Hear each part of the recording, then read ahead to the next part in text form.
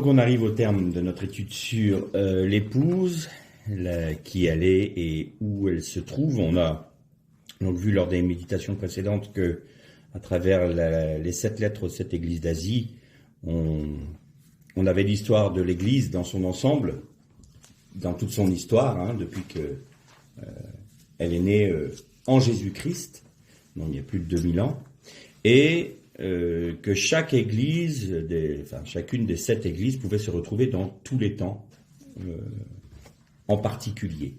On avait ces mêmes travers et ces mêmes vainqueurs dans les églises. On a aussi vu ensemble que le royaume, c'est-à-dire ce qui était la récompense, du moins l'héritage des vainqueurs, c'est Dieu lui-même. C'est-à-dire que le vainqueur me fait tout à fait penser aux Lévites. Les Lévites étaient la seule tribu d'Israël à ne pas avoir de possession terrestre. Les Lévites avaient pour seul héritage l'Éternel même et le sacerdoce. Et les vainqueurs sont appelés, j'ai envie de dire, tout le peuple était appelé à être sacrificateur, mais à cause du veau d'or, seuls les Lévites sont devenus sacrificateurs de l'Éternel. Il en est de même dans l'histoire de l'Église. Toute l'Église est appelée à être sacrificateur pour l'Éternel, à être un peuple de sacrificateurs, mais à cause de l'idolâtrie qui demeure dans l'Église, eh bien, il n'y a qu'une compagnie, que l'on appelle les vainqueurs de cette Église, d'Asie. On l'a vu que elles étaient typifiées par Philadelphie et par Smyrne. Il y a peut-être une chose intéressante qu'il faut voir. Philadelphie, étymologiquement, veut dire amour fraternel. Donc on voit bien déjà là, ça va être important cet aspect-là parce que il va falloir qu'on comprenne quelle est la place du vainqueur dans justement l'Église et les églises telles que la Odyssée, Sardes, Thyatire ou Éphèse. C'est très important. Amour fraternel, c'est pas pour rien que ça soit l'Église de Philadelphie qui typifie les vainqueurs et qui, je vous le rappelle, a gardé ces 3 colonnes, ces 3 piliers, malgré être au milieu d'un monde complètement islamisé. La Turquie maintenant est islamique. Et on a les vestiges de cette église de Philadelphie typifiés par ces 3 piliers. Aujourd'hui, du coup, je voudrais qu'on parle de la naissance de l'épouse. Alors évidemment, l'épouse de Dieu, l'épouse du Christ, n'a pas commencé qu'à partir de la mort de Jésus. Il y a aussi les vainqueurs de l'ancienne, ce qu'on appelle l'ancienne alliance de manière un peu, l'alliance originelle. Mais plus avant, parce que si on parle de l'ancienne alliance, tout le monde pense à la loi de Moïse, c'est-à-dire au don de la Torah au mont Sinaï. Mais il faut revenir encore avant, où il y avait l'alliance avec Noach et l'arc-en-ciel. Et c'était, il me semble, le dernier cours Zoom, on a vu le lien qu'il y avait entre l'alliance de Noach et l'alliance d'Abraham. Mais encore avant, la dimension adamique est une alliance en lui-même, puisque Adam s'écrit avec un Aleph qui correspond à Dieu.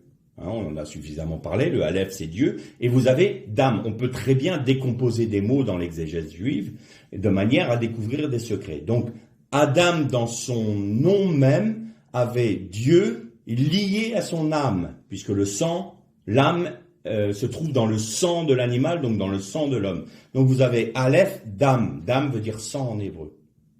Et donc là, la dimension adamique elle-même est une alliance. Donc tous ceux qui sont restés dans l'alliance de l'Éternel, qui ont accepté d'être gouvernés par l'Éternel, d'être nommés par lui, ça veut dire accepter d'avoir leur vie sous l'autorité de Dieu et sous non seulement la protection, mais le mot m'échappe, la dépendance de Dieu. Ils ont appris à dépendre de Dieu en toutes choses, ils ont appris à être gouvernés par Dieu, et ils ont accepté que Dieu ait la pleine et totale autorité sur leur vie. Donc ça, ils sont déjà vainqueurs par les alliances. Mais avant que Jésus ne vienne pour donner sa vie, ils voyaient ça au loin. Ils avaient les prémices en esprit, mais c'était quelque chose qui leur était promis. Tout comme nous aujourd'hui, le royaume, dans son essence même et dans sa manifestation dans notre dimension temporelle, nous le voyons de loin, nous le saluons de loin. Nous ne l'avons pas encore, nous en avons les prémices, mais nous ne sommes pas encore entrés dans le royaume. Eux, c'était la même chose, mais plus encore. Ils attendaient celui qui allait accomplir la plénitude de la Torah. Ils attendaient une chose, c'est que le Messie vienne apporter la Torah du Messie. On en a déjà parlé, c'est-à-dire les 2 premières tables de la loi qui ont été brisées par Moïse sur le veau d'or. Ça, c'était la Torah du Messie. C'est d'ailleurs la Torah qui aurait pu rendre la totalité du peuple d'Israël un peuple de sacrificateurs. Mais comme il y a eu le veau d'or, qui lui-même est la conséquence de la vente de Yosef, donc le Mashiach ben Yosef, eh bien, seuls les Lévites sont devenus sacrificateurs. Aujourd'hui, dans l'Église, c'est la même chose. Nous avons reçu la Torah du Messie, mais tous n'y obéissent pas. Donc il y a la différence entre ceux qui ont la Chayolam, on avait parlé donc la vie éternelle, et ceux qui vont participer à la Malchut HaShamayim, ça veut dire au royaume des cieux. Seuls les vainqueurs, seuls les Lévites, seuls les sacrificateurs de l'Éternel auront part au royaume des cieux. Les autres ont la vie éternelle, et ceux qui sont alors encore en deçà, qui ont refusé le sacrifice de Jésus, bon, là, pour eux, ils n'entrent même pas dans la vie éternelle, enfin dans la vie éternelle en Christ. Ils ne sont pas sauvés.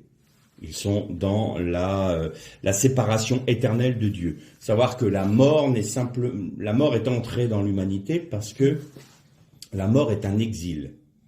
Et à chaque fois qu'il y a jugement de Dieu et punition de Dieu, c'est un exil. On voit que Israël, quand ils désobéissaient au commandement de Dieu, ils étaient déportés en exil. La mort est un exil. Le fait d'avoir péché nous conduit l'humanité dans un exil. Or, ne pas accepter le sacrifice de Jésus, c'est être en exil pour l'éternité. Il n'y aura pas de retour possible. Pas de retour dans une possibilité d'avoir une vie pleinement accomplie, une vie pleine et entière. J'espère ne pas y être.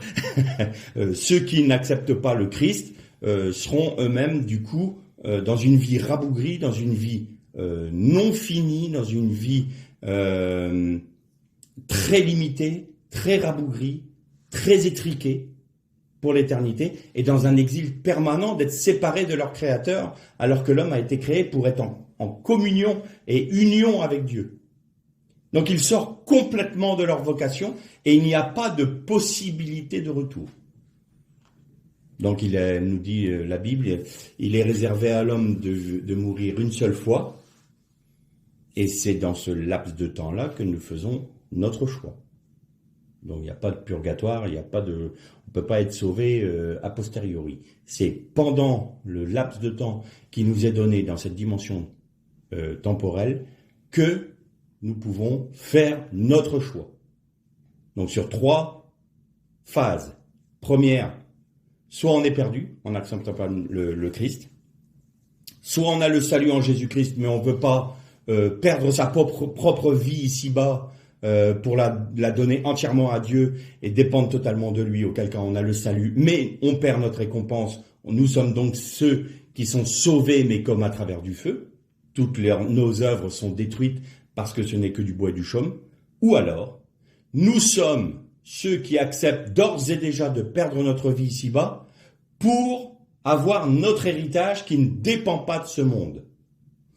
On accepte d'avoir pour seul héritage Dieu lui-même. On veut rien d'autre que Dieu lui-même. Et on est prêt à tout rejeter comme de la boue. Notre vie présente n'a aucun intérêt. Je ne vais pas dire qu'on est complètement déconnecté du monde, mais ça ne prend pas le pas sur nos décisions de satisfaire le cœur de Dieu. Notre objectif, l'objectif du vainqueur, c'est de satisfaire le cœur de Dieu, de faire sa volonté, non pas ma volonté, mais la tienne. Et la seule vision du vainqueur, c'est Dieu lui-même, c'est Christ et Dieu en Jésus-Christ. C'est même pas le règne, c'est la personne même de Dieu, son héritage. Parce que là aussi, on peut avoir un achoppement. On peut dire, je veux être vainqueur parce que je veux régner avec Christ. Et là, à nouveau, vous savez, le piège il est toujours là. C'est encore nous qui sommes mis en avant. C'est encore pour nous que nous agissons. Non, le véritable vainqueur, c'est celui qui s'abandonne pour une personne. Et il ne s'attache pas à une promesse, il s'attache à une personne, qui est Jésus-Christ. Et quand il est attaché pleinement et entièrement à Jésus-Christ, il est forcément introduit dans le cœur même du Père. Le vainqueur est d'ores et déjà dans le Saint des Saints. Même si la plénitude de cette réalité se fera au moment où il revêtira son corps de gloire, où là, il rentrera concrètement dans le Saint des Saints, de manière pratique, de manière concrète, de manière établie, eh bien, le vainqueur qui vit déjà de la vie du sanctuaire, du lieu saint, voit lui déjà que le voile est déchiré et que le lieu saint ne fait qu'une seule et même pièce avec le Saint des Saints. Il rentre totalement dans la pensée de Dieu. Pas parce qu'il est plus costaud, pas parce qu'il est plus fort, mais simplement parce qu'il compte que sur la grâce de Dieu en Jésus-Christ et par la puissance du Saint-Esprit. Ça, c'est le vainqueur. Le vainqueur, c'est donc l'épouse. Quand est-ce que l'épouse est née? Alors, on va regarder un peu le texte j'en ai déjà parlé, mais je rappelle parce que c'est toujours intéressant de se souvenir de ce qui a déjà été dit. Vous vous souvenez quand Adam a été endormi par Dieu, Dieu lui enlève quelque chose. Alors on dit, il enlève sa côte. C'est pas la côte, c'est Dieu pris du côté d'Adam. Il sépara Isha, donc la femme, du côté d'Adam. En quelque sorte, la femme, la dame dans sa plénitude, c'est mâle et femelle. La dame, c'est l'homme et la femme. C'est ça la dimension adamique. C'est pas qu'un homme et une femme. Et donc la femme était sur le côté de la dame, enfin le côté de Ish, de l'homme. Et Dieu sépara la femme du côté de l'homme, et il nous est dit, et il referma la chair par en dessous. Expression assez étonnante. Et le mot c'est vaïsgor. Vaïsgor vient du mot de la racine hébraïque sagar. Et sagar, alors veut dire refermer, clore, enfermer, mais plus que ça. Ça veut dire aussi un javelot. Le mot sagar veut dire un javelot. Et donc on avait d'ores et déjà là la dimension du deuxième Adam. Donc la femme, l'épouse de Ish, a été tirée de son côté, et l'épouse du Christ est née au moment où le soldat romain lui perça le côté, où il est sorti de l'eau et du sang. Ça a été la naissance de l'Église. La naissance de l'épouse. Mais on a un problème.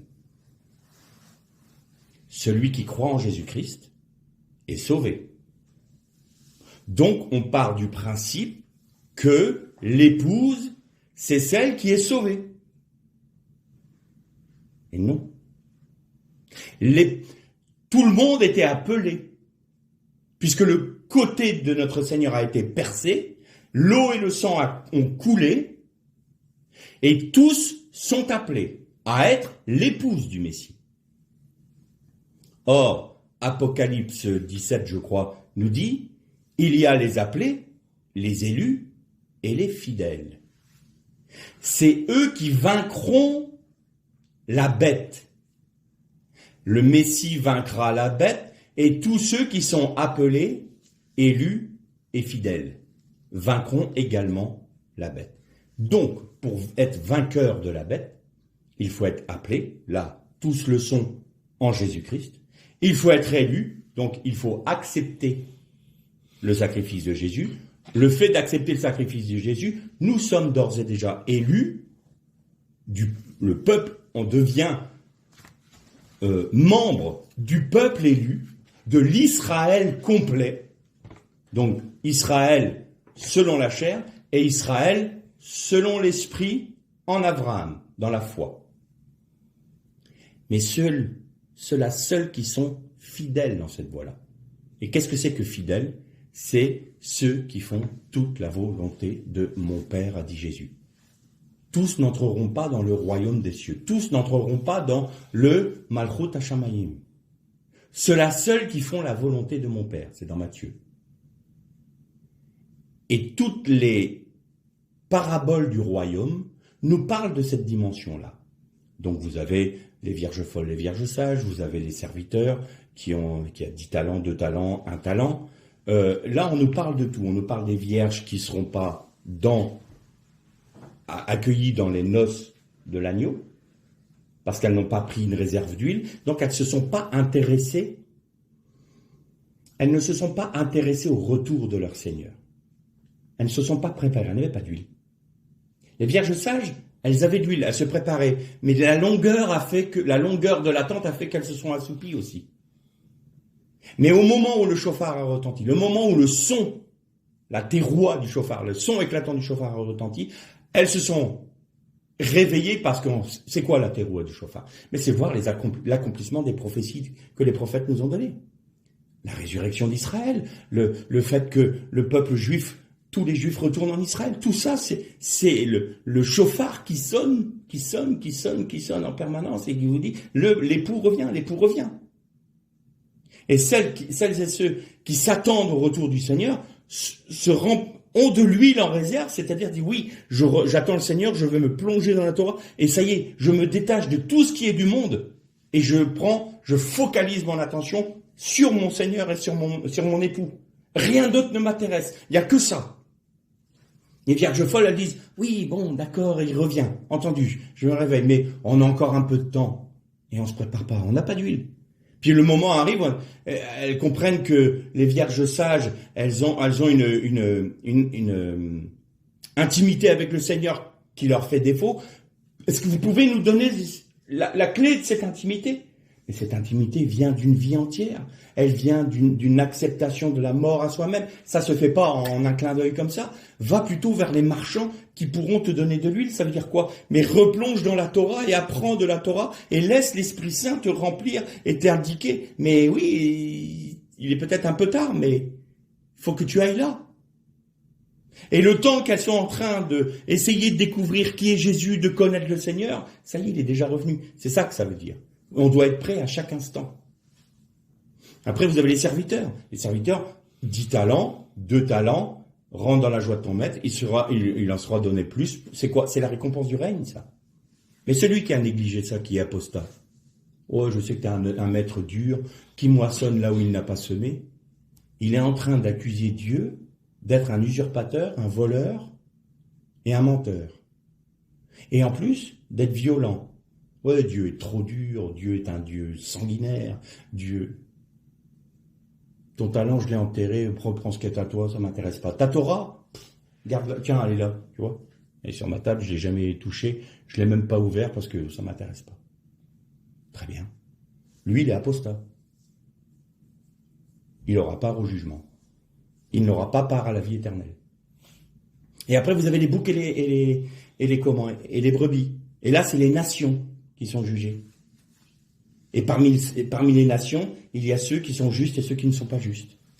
Et ils seront jugés par rapport à quoi? Selon l'attitude qu'ils auront eue envers Israël. Si vous avez fait cela pour un de mes frères, dit Jésus. Les frères de Jésus, c'est Israël, c'est les Juifs, c'est le monde hébraïque. Donc vous voyez, tout ça nous parle du royaume. Donc, l'épouse est née du côté de Jésus.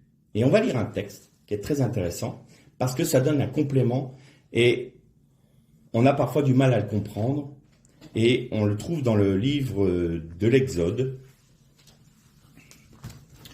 au chapitre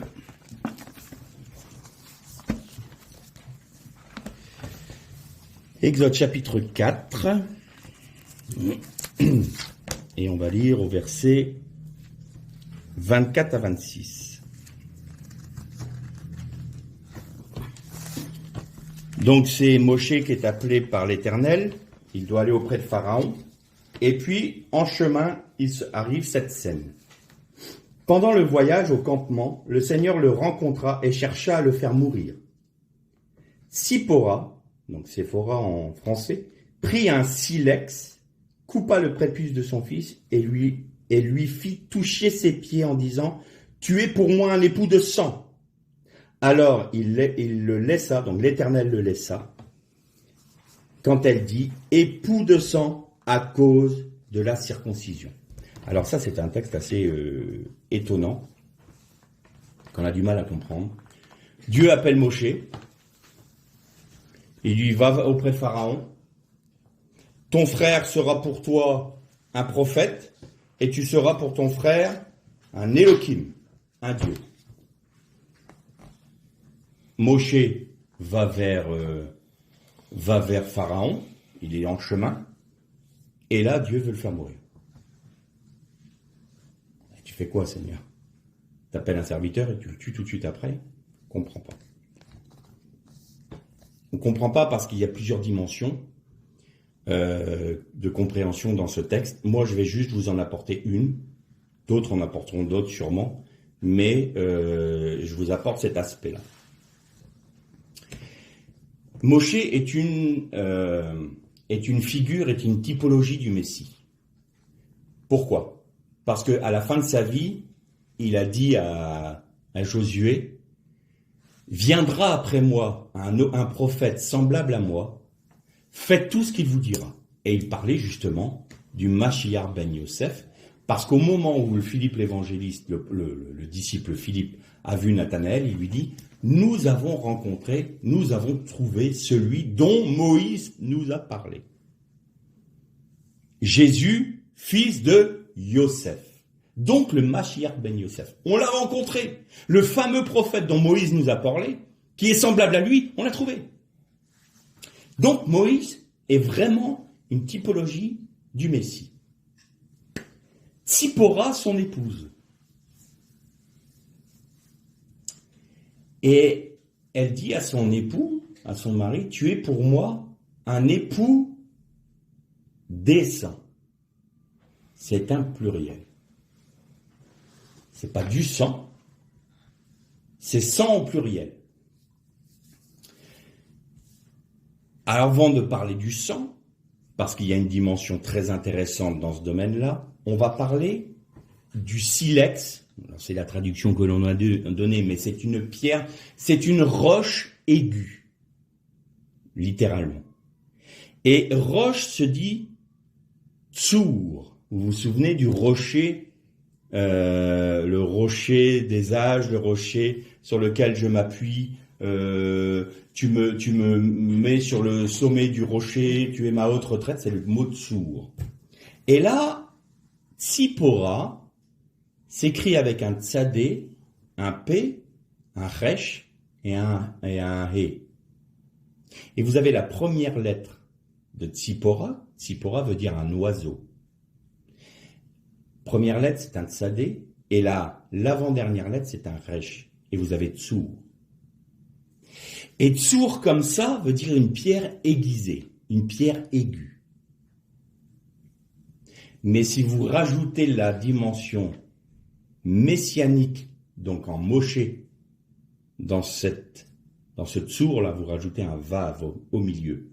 Tsadé, vav, resh. Et là, vous avez le rocher des âges. Le fameux rocher de ma haute retraite. Et si vous prenez donc les lettres qui restent de Tsipora, vous avez le mot po. P, he. Et le mot po, c'est ici. En d'autres termes, la dimension messianique nous montre que le rocher des âges est ici, à ce moment-là. Tsipora dit à Moshe, le rocher de notre salut est ici.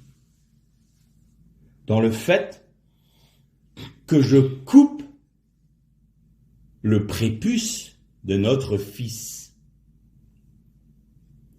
Donc le fait que l'alliance en Abraham s'accomplisse sur notre enfant, important le fils, vous allez voir pourquoi. Eh bien, c'est l'alliance de l'Éternel qui fait couler les sangs. Les sangs. Et c'est là, le rocher est à cet emplacement-là, c'est-à-dire dans le fait même de circoncire. Dans le fait même d'accepter la circoncision, c'est le rocher des âges. C'est la raison pour laquelle tu es pour moi un époux décent. En d'autres termes, l'épouse qui est née du côté de Yeshua, qui a été percée sur la croix, dit à Yeshua, tu es pour moi un époux décent, dans la mesure où j'accepte d'être circoncis. Et si j'accepte la circoncision, moi l'épouse, je vais engendrer un fils digne de ce nom. C'est-à-dire, mes œuvres seront utiles à l'établissement de la Nouvelle Jérusalem, parce que ce que je produirai par la circoncision de mon cœur, ce coup-ci, l'apôtre Paul nous parle de la circoncision du cœur par l'Esprit Saint, eh bien, je serai moi-même la matrice d'une œuvre d'éternité. Et quand vous voyez la femme dans le chapitre 12 de l'Apocalypse, où il y a l'enfant mâle qui lui est retiré, eh bien c'est ça, c'est les vainqueurs. Donc l'épouse a dit, tu es pour moi un époux de sang. Tu es pour moi un époux de sang, parce que c'est à cause de la circoncision du cœur des vainqueurs que je suis ton épouse, que je peux être sauvé. C'est par ça que je suis sauvé, par la circoncision. Et Tzipora, donc, nous parle de ce fameux rocher des âges qui est ici. Notre haute retraite est ici, par le fait même que l'on soit circoncis. Maintenant, il nous est parlé, dans la première épître de Jean, il est dit que Jésus est venu avec l'eau et le sang. Pas avec le sang seulement, mais avec l'eau et le sang. Et il nous dit encore, de ces trois choses, il y a trois éléments. L'esprit, l'eau et le sang. Et les trois sont en accord. Ça veut dire quoi ça? Qu'est-ce que veut dire ce texte? Alors, on reprend notre texte d'Exode. Le sang au pluriel. Le sang au pluriel se dit damim. Dam, c'est sang au singulier. Et damim, c'est au pluriel. Eh bien, ça commence par un dalet. Et le dalet, c'est une porte. Et on va faire la même chose, on va décomposer le mot. On va séparer le dalet du reste du mot damim. Vous avez dalet mayim, c'est-à-dire le sang dont parle Tzipora à cet endroit-là. C'est la porte des eaux. Et là, elle nous ramène directement à Gilgal et à Golgotha. On revient au passage du Jourdain. On revient à la sortie des eaux d'en haut pour obtenir les eaux d'en haut. Les eaux d'en bas, pardon. Sortir des eaux d'en bas pour obtenir les eaux d'en haut. Le rocher des âges. La dimension messianique dans cet événement-là fait que l'épouse dise le rocher de mon salut m'est donné par les sangs, c'est-à-dire c'est la porte des eaux d'en haut. Je suis sorti des eaux d'en bas de malédiction pour rentrer dans les eaux d'en haut, dans la présence de l'Éternel. Et là, nous retrouvons dans ce passage-là exactement la dimension messianique. Et qu'est-ce qu'il a fait, Moshe? Il est venu libérer le peuple. Et qu'est-ce qu'il y a eu à Pessah? il y a eu sur les linteaux des portes et sur les poteaux le sang de l'agneau qui était mis sur les linteaux et les poteaux, on est d'accord. Et après ça, il y a eu le passage de la mer, des joncs, on est d'accord. Et vous savez quelle lettre forme le linteau et les poteaux d'une porte? La lettre He. Et la lettre He, c'est l'esprit. Et nous retrouvons l'esprit, l'eau et le sang à Pessah. Ça veut dire qu'à ce moment-là, Moïse, Tsipora et Eliezer, leur enfant, étaient la typologie de ce que le Messie a accompli à Pessah pour nous délivrer et pour former son épouse. Mais celle qui était appelée à être l'épouse n'a pas, n'est pas rentrée dans la plénitude de sa vocation. Alors lui est né un enfant mâle, les vainqueurs, qui se trouvent dans toutes les églises. Et ils sont circoncis eux-mêmes pour leurs frères, pour que tous puissent rentrer dans la vie éternelle. Le règne leur est réservé, mais ils sont présents pour être en bénédiction à tout le peuple. Tout comme les Lévites étaient présents pour satisfaire le cœur de Dieu dans la sacrificature. C'est eux qui faisaient les sacrifices, c'est eux qui offraient les holocaustes, c'est eux qui faisaient le service de la maison de l'Éternel, le Beth Amikdash, c'est-à-dire le temple. Donc les vainqueurs sont au milieu des églises. Et ils acceptent eux, d'être circoncis. Vous avez vu que c'est l'enfant qui est circoncis. Et c'est la femme de Moshe, c'est-à-dire c'est ceux qui auraient dû être l'enfant, justement, qui vont circoncire. Ça veut dire quoi, circoncire? Ça veut dire blesser. Quand il est dit, elle jeta le prépuce aux pieds de Moshe. Le verbe en hébreu veut dire bien sûr jeter, mais veut dire frapper, veut dire blesser. C'est le même mot. Ça vient de la racine naga. Et naga veut dire frapper. Et frapper au pied, c'est le serpent qui mord le talon du Messie.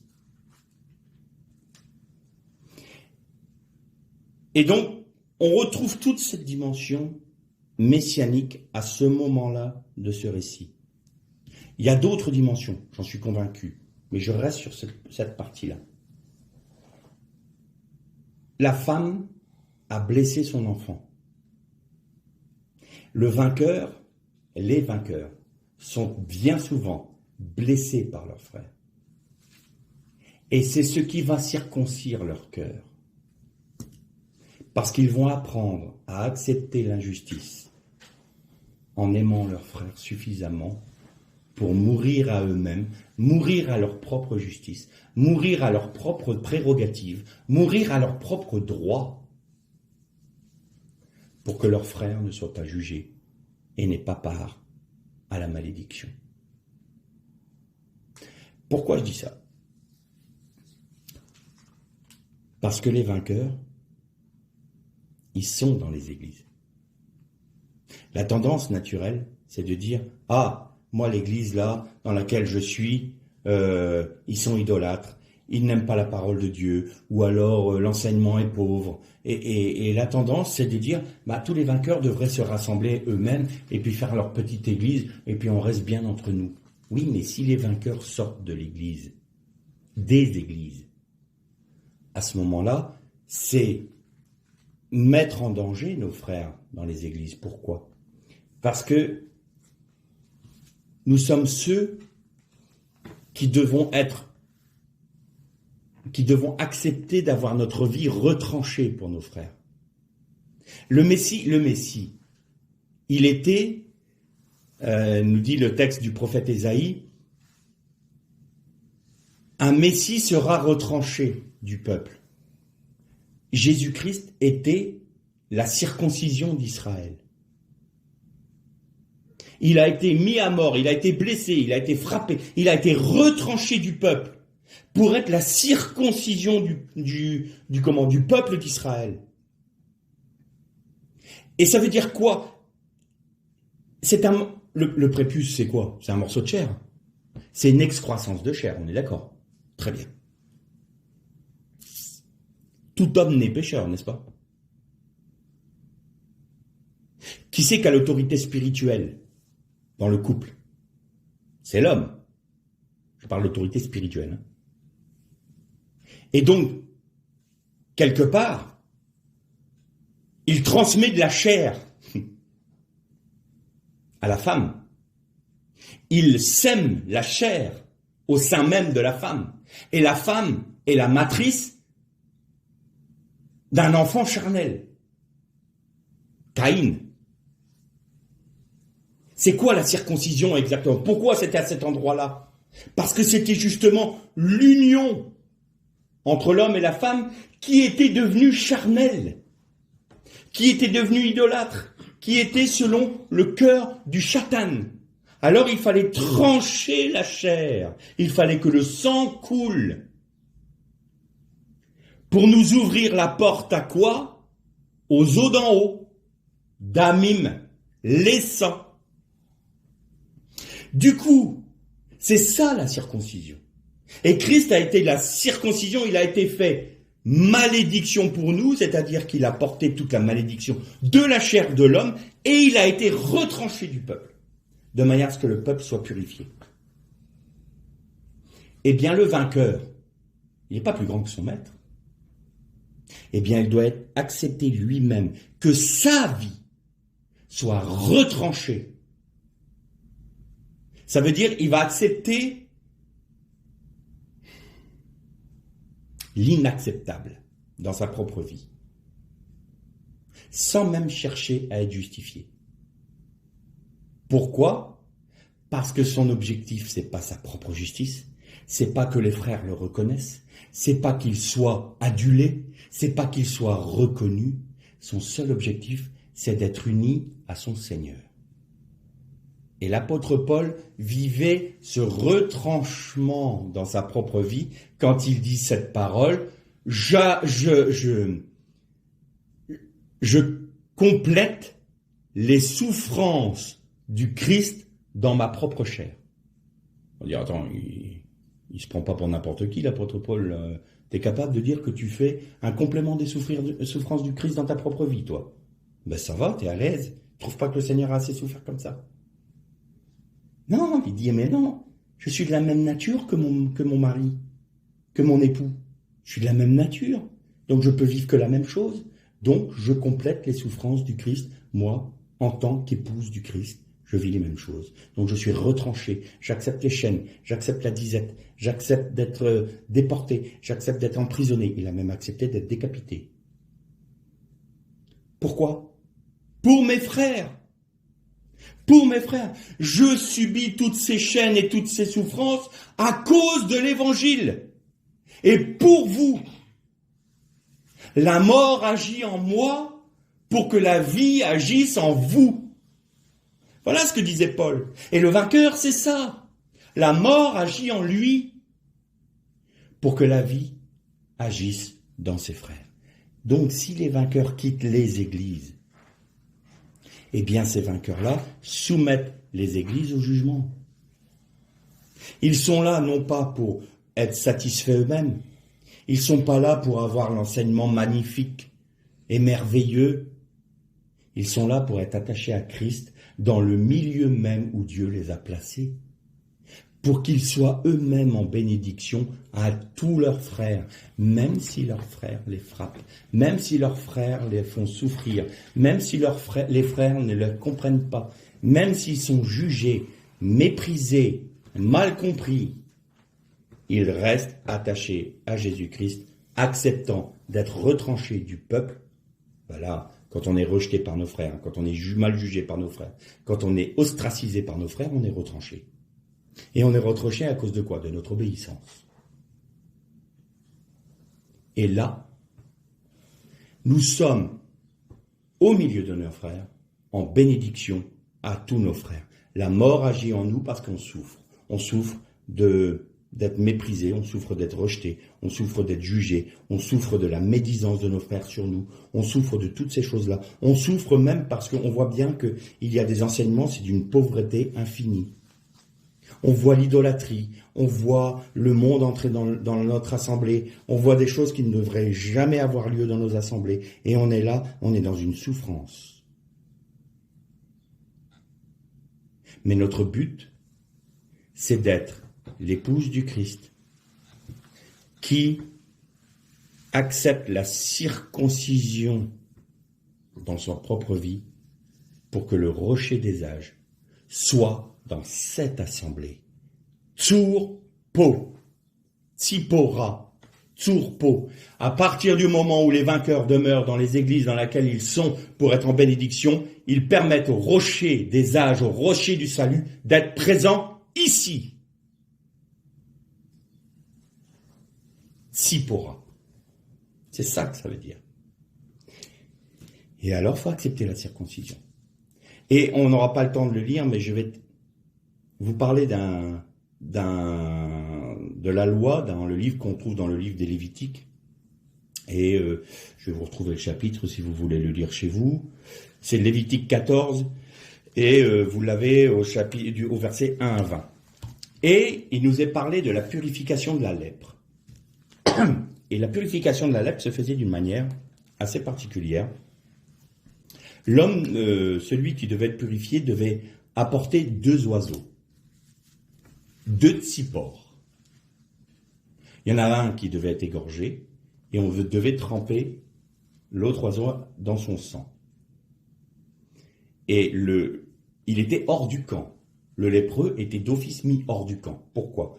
Parce que vous aviez la lèpre des maisons qui arrivait sur les vêtements et au dernier recours, il arrivait sur la personne. C'était un jugement de Dieu, cette lèpre-là. C'est pas la lèpre comme on l'entend. C'est un jugement particulier. Et donc, Dieu mettait en garde le pécheur en disant, commençant par mettre la lèpre dans sa maison, dans sa tente. Ensuite, son vêtement était touché. Et ensuite, c'était sa propre personne. Et s'il était reconnu comme lépreux, il était mis hors du camp. Et un jour, il y a un roi d'Israël qui a voulu offrir un sacrifice dans le temple. Il est devenu lépreux. Pourquoi? Parce que il était roi d'Israël et non sacrificateur. Il est devenu lépreux et il a vécu 25 ans hors des murailles de Jérusalem. Parce qu'à l'époque du pays d'Israël, on était en dehors des villes. On était des parias. Pour ça que quand Jésus allait toucher des lépreux, les Juifs disaient, mais qui est celui-ci qui ose toucher des lépreux, des parias, c'est pas possible. Et tous les lépreux vivaient hors des villes. C'était obligatoire. Et bien, à l'époque de la traversée du désert, eh bien, il y avait les tentes qui étaient les tentes du peuple qui entourait le Beth Amikdash, le tabernacle, pas le Beth Amikdash, mais le Mishkan, donc le tabernacle. Eh bien, eux, ils étaient hors du périmètre des tentes du peuple. Et il vivait là, tout seul, dans une tente, parce que il ne pouvait pas être parmi le peuple. Donc il était retranché du peuple. Et souvent, très souvent, c'était lié à ce que l'on appelle la lachon hara, c'est-à-dire la mauvaise langue. Alors on va dire, la mauvaise langue, c'est la médisance. Et tout à fait, c'est vrai. La médisance sur les frères, la médisance sur son prochain. Mais il faut jamais oublier que c'est de l'abondance du cœur dont parle la bouche. Et ce qui va être nourri dans votre cœur, le péché que vous allez nourrir dans votre cœur, tôt ou tard, il sortira par la porte de vos lèvres. Alors il y aura la médisance, bien sûr, hein, mais il y aura les bouffonneries, la vulgarité, la grossièreté, les paroles de malédiction, les paroles de méchanceté, les paroles de critique, même quand elles sont vraies. Mais c'est tellement doux d'aller le rapporter à une troisième personne. Tout ça, ça va être l'expression du péché intérieur. En fait, ça va être l'expression de la lèpre qui vous ronge et qui vous met d'office hors de la communion des frères. Et donc, il devait apporter un oiseau qu'on égorgeait. On prenait l'autre oiseau, on trempait dans le sang du premier, et on devait le relâcher. Bon, Louis II nous parle des champs. Non, c'est dans le tsadé. Le tsadé, c'est la même chose que quand il est dit que le chatan, le serpent, était l'animal le plus rusé des animaux des champs. On a un joli jardin, de jolis arbres, Ève et Adam qui sont là dedans, en train de se batifoler dans la joie, et puis il y a des animaux qui sont hors du jardin, dans les champs. Non, ça n'a rien à voir avec ça. Le sadé, c'est l'endroit où résident les esprits démoniaques. Il était le plus rusé des animaux du sadé. Sadé a pour racine shad. Shad, c'est démon en hébreu. Shin, dalet.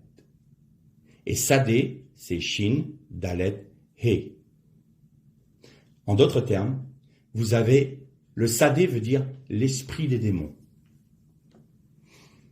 Et donc il était le plus rusé. Pourquoi? Parce qu'il était le chef des démons, des anges déchus. Donc vous aviez le sadé, vous aviez l'Éden, et vous aviez un jardin en Éden. Vous aviez la dimension diabolique et des esprits mauvais. Vous avez l'Éden, c'est un endroit que Dieu a établi pour qu'il y ait une lutte un combat entre sa créature, qui est au sommet de toutes les créatures, qui est l'homme. Ça peut nous paraître bizarre aujourd'hui de dire ça, mais l'homme était le sommet de toutes les créatures de Dieu. Parce qu'il a été fait à la ressemblance de Dieu. Il était créé en vue de ressembler. Adam vient de la racine domé. Domé veut dire à la ressemblance d'eux. Et si vous mettez un aleph devant domé, vous avez adomé, Adam, qui veut dire c'est un futur. Il est appelé à être ressemblant à. Adam était appelé à ressembler à la plénitude de Dieu, dans la mesure où il serait rentré dans le Shabbat de Dieu. Mais comme au 6e jour, il a péché, péché c'est quoi? C'est manquer le but. Donc il a manqué le but. Il est devenu pécheur. Et il s'est soumis à qui? Au prince du Sadé. Au prince de l'air. Le Sadé est le prince de l'air. Ça veut dire quoi, le prince de l'air? C'est le prince des esprits mauvais. Shad, démon. He, on décompose esprit. He, c'est l'esprit. L'esprit des démons. Le Sadé, c'est ça. Et là, l'oiseau, il devait être rejeté où? Le texte hébraïque, c'est dans le Sadé. C'est-à-dire que le péché que a nourri cette personne qui est devenue lépreuse, une fois qu'il se purifie, il est rendu acquis de droit dans le Sadé. C'est exactement l'image pour une personne de Yom Kippour. Vous aviez le premier bouc qui était immolé et dont le sang devait être aspergé sur l'arche d'alliance et sur le sol, et l'autre bouc où tous les princes d'Israël imposaient les mains pour transmettre le péché de tout le peuple, et il était rejeté où? Dans le désert, dans le Sadé. On rend à Chatan ce qui appartient à Chatan. On rend à César ce qui est à César. Et il y a la délivrance comme ça. C'est pour ça qu'en Jésus-Christ, nous sommes délivrés. Et vous relisez dans le livre des Hébreux, il est dit que Jésus est venu avec son propre sang. L'eau et le sang. Encore une fois, l'eau et le sang. Et il a été faire quoi? Il a été avec son propre sang dans le tabernacle céleste qui n'a pas été fait de main d'homme, qui n'est pas une imitation des choses célestes. Vous voyez bien que on est dans l'image.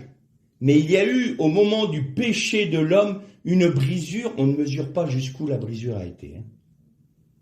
Il y a eu un bouleversement dans toute la création, à tel point que le Messie a dû aller faire la propre aspersion de son sang dans le tabernacle céleste. Pour réparer La brisure de monde dans la totalité de sa dimension.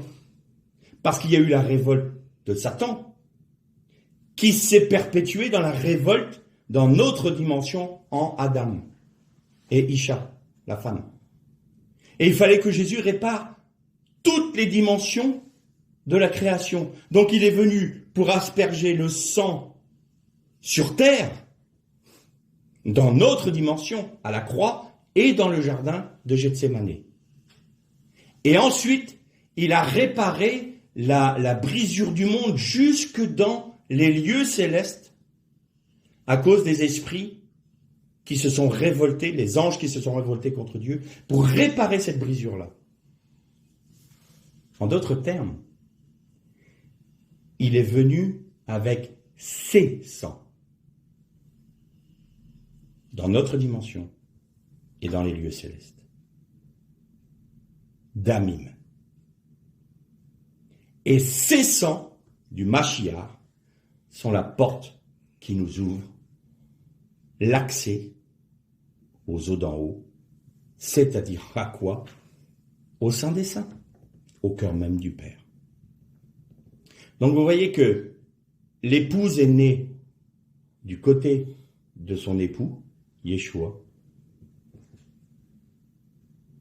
mais seuls ceux qui font pleinement la volonté de son Père sont ceux qui sont retranchés, ceux qui vivent la circoncision de cœur. Et en vivant la circoncision du cœur, nous devenons une bénédiction pour tous nos frères, de toutes les églises. Alors, on m'a déjà posé la question. Mais si je veux suivre le Seigneur pleinement comme un vainqueur, et que je suis dans une église qui n'est pas digne de ce nom, qui fait des choses qui ne sont pas bien, qui n'écoute pas la parole de Dieu, qui ne sont pas fidèles, est-ce que je dois partir? Il vaut peut-être mieux que je sois toute seule dans mon coin plutôt que d'être parmi ces églises apostates et ces églises idolâtres. Ma réponse est très simple. Si les vainqueurs s'en vont, le jugement frappera ces églises, immanquablement. C'est parce qu'il y a les vainqueurs dans les églises que l'église n'est pas frappée. Vous avez noté que quand Lot a été sauvé du jugement sur Sodome et Gomorrhe, l'Éternel, la Bible nous dit, et l'Éternel se souvint de sa justice? L'Éternel se souvint de Lot? Non. L'Éternel se souvint d'Abraham. Parce qu'Abraham avait accepté d'être nommé par Dieu, d'être dépendant de Dieu, d'être soumis à Dieu, de ne pas avoir d'héritage lui-même. Qu'est-ce qu'il a eu comme un héritage sur terre? Un tombeau. Point. À Hébron. Le tombeau qu'il a acheté de ses propres deniers pour enterrer Sarah. Et ça a été le seul héritage qu'il a eu. Mais c'était quoi son héritage?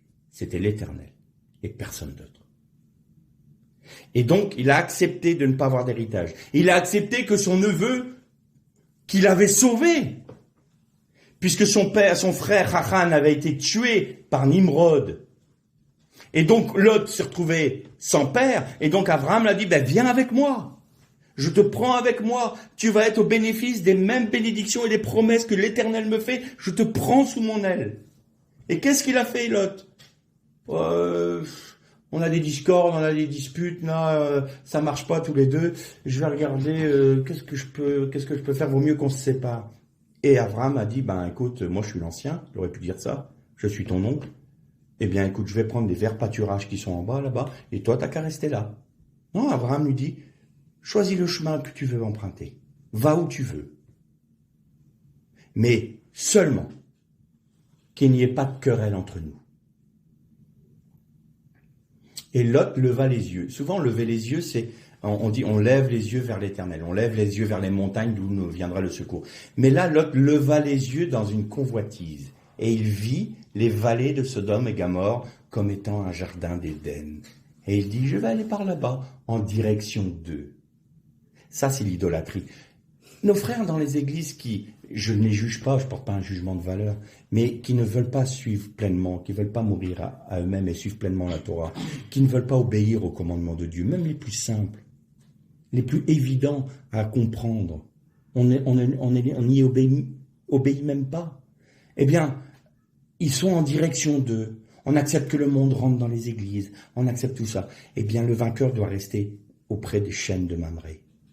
Pourquoi? Parce qu'un jour, Lot aura besoin de son oncle. Quand il aura été pris par les 5 rois, c'est Abraham qui va sauver Lot.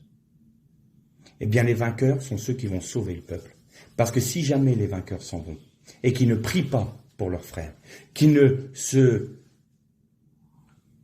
sacrifient pas pour leurs frères, qui ne perdent pas leur vie pour leurs frères, eh bien, ils ne seront pas présents le jour où il faudra les sauver. Et le danger qu'il y a, c'est que en allant en direction de Sodome, on soit complètement pollué par Sodome et qu'on devienne apostat.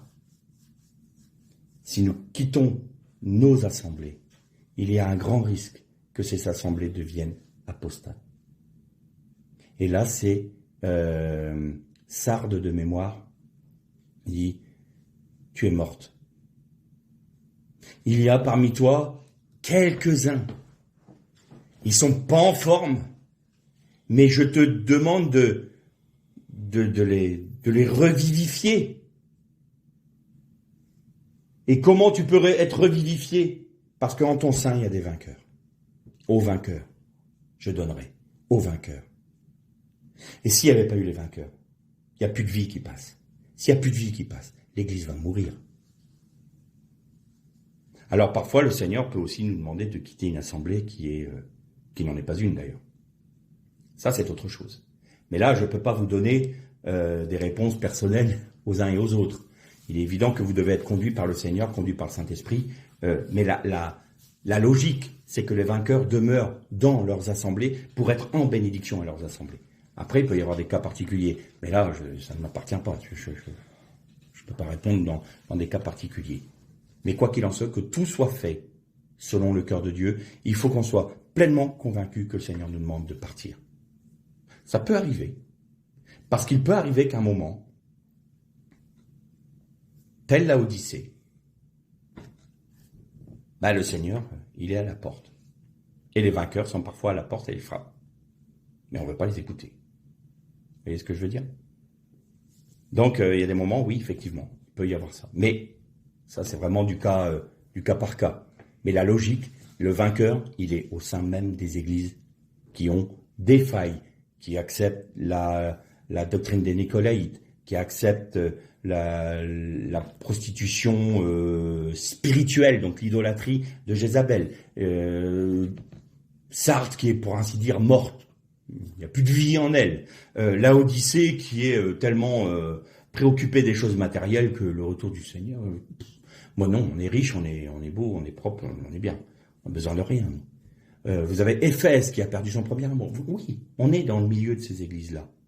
Et on ne doit pas les regarder en disant « Oh, vous avez vu comment ils sont ?» Non, mais quand même, qu'est-ce qu'ils sont minables? Non, Seigneur, je me mets à part exprès, moi-même, pour mes frères. Je me sanctifie moi-même parce que tu t'es sanctifié toi-même.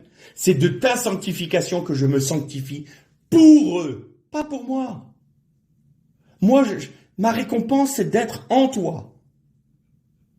Mais Seigneur, que mes frères restent debout, qu'il n'y ait pas d'apostasie. Seigneur, garde mes frères. Et on reste sur la brèche. On se place sur la brèche comme Christ s'est placé sur la brèche pour nous, à Golgotha. Et on doit être sur la brèche pour nos frères. On doit être là, prêt à les aider, prêt à les recevoir, à répondre par des coups qu'on reçoit par des paroles de bénédiction et des gestes d'amour. Ça, c'est le vainqueur. Alors, est-ce qu'on peut le faire tout seul? C'est pas dans mon caractère d'être comme ça. Mais par la grâce du Christ, je peux, parce que Christ vit en nous. Et nous pouvons, par sa vie. Autrement, on n'y arrivera pas, faut pas rêver, c'est quelque chose qui est bien trop grand pour nous. Mais aimer son prochain, mourir à soi-même pour notre frère, accepter d'en arriver à une prière telle que Paul qui dit « J'aimerais autant être anathème pour tout mon peuple ». Je pense pas que si c'est dans la parole de Dieu, il n'a pas dit ça pour que ça fasse joli. Il le pensait vraiment. Mais comment pouvait-il penser ça vraiment? Simplement parce que c'est Christ en lui qui disait ça. Tout comme Moïse qui avait dit « J'aime autant que tu m'enlèves du livre de vie, mais ne détruis pas ton peuple. » Pourquoi? Parce que c'est ta gloire qui va être entachée. Et je préfère être retiré du livre de la vie que de voir ta gloire être bafouée et être piétinée. Ça, c'est l'esprit du Christ. Non pas ma volonté, mais la tienne. Être victorieux, c'est être pleinement soumis à l'autorité du Christ. Et c'est garder le seul héritage qui est le nôtre, c'est Jésus-Christ. Pourquoi ? Parce qu'il est venu avec ses sangs qui nous ouvrent les portes des eaux d'en haut. Et Tsipora fait de nous, par la circoncision de nos cœurs, que Christ, à travers nous, peut être le rocher du salut, le rocher de la délivrance, dans le lieu ici, dans le lieu même où Dieu nous a placés. Alors nous sommes appelés à ça, tous. Premièrement par le salut et ensuite par la fidélité dans la circoncision de nos cœurs, par l'œuvre du Christ en nous. Par le moyen de la foi et par la puissance du Saint-Esprit. Seulement, il faut qu'on reste fidèle dans cette dimension. On peut très bien être fidèle, je disais la dernière fois, 70 ans, et la dernière année, louper la marche. La vie de victoire, la vie de vainqueur est quelque chose de très sensible. À partir du moment où on se laisse happer par autre chose que notre Dieu, notre Messie, si notre but, tout d'un coup, dévie de sa personne pour aller vers « je vais avoir ma couronne, j'aurai le droit à ceci, je fais ça pour que je puisse être... » Ça y est, on a commencé déjà à dévier. Il faut nous rattraper tout de suite. Non, non, non. Mais mon âme, tu te tais et tu portes les yeux sur Christ qui est ton héritage. Le vainqueur, c'est ça. Et ils l'ont vaincu à cause du sang de l'agneau, de la parole de leur témoignage, et qu'ils n'ont pas aimé leur propre vie jusqu'à la mort. L'ère des Shalom.